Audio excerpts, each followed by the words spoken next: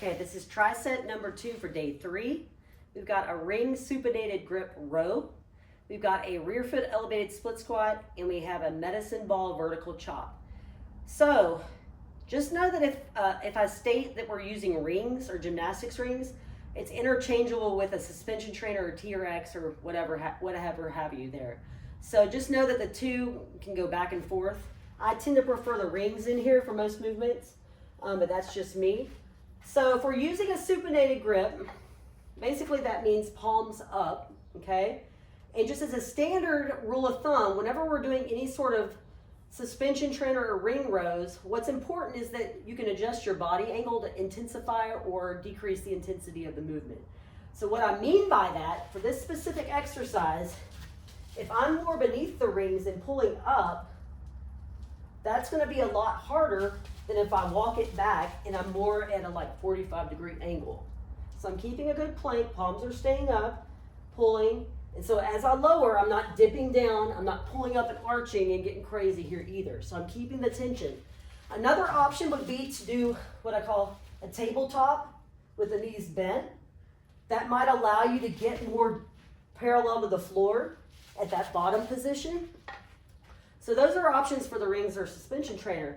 As an alternative, you could do a dumbbell chest supported row with a supinated grip, or if you have access to a cable setup, you can set that bench in front of the cables and do a supinated row with your cable. So you've got options there too if you don't have a set of rings or suspension trainer, which I highly recommend.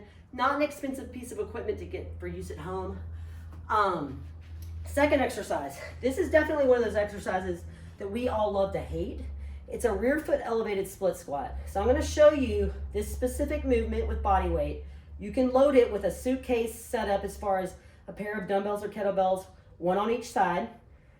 Or we can regress it, which I'll show you all that too. So I have a nifty little roller, which makes this movement a lot more comfortable to do in here.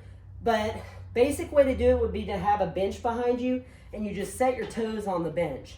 The roller's a lot more comfortable because you can put it at the top of the foot and it doesn't pull your foot out of position or do anything weird. So I like to set these up from the ground up. So I like to start kneeling and then I know where I need to move my working foot.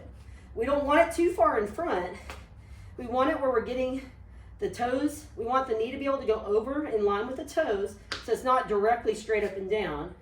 So from here you can kind of get your setup, and then we're doing a rear foot elevated split squat, dropping down and coming back up. If you need to decrease your range of motion, you could put something beneath your knee, stack a pad or two, and that keeps you from going all the way down. That would be a way to regress the movement. A basic split squat without the rear foot elevated would be another regression, okay? And then if we need to further regress it, we could use band assistance or rings or a suspension trainer and do an assisted split squat that way, which was going to kind of pull you out of the bottom position. So those are your options for rear foot elevated split squat. Third and final exercise is a medicine ball vertical chop. You could use a dumbbell or a weight plate. I recommend anywhere from 6 to 10 pounds for this. 5 to 10 pounds, we could say. So with this, what you're going to do, drop down into a semi-squat. Weight's going to be between your knees. We're going to stand up and push the floor away. Stay tall and bring it overhead. So we're going to chop. So I'm not letting it pull me back this way.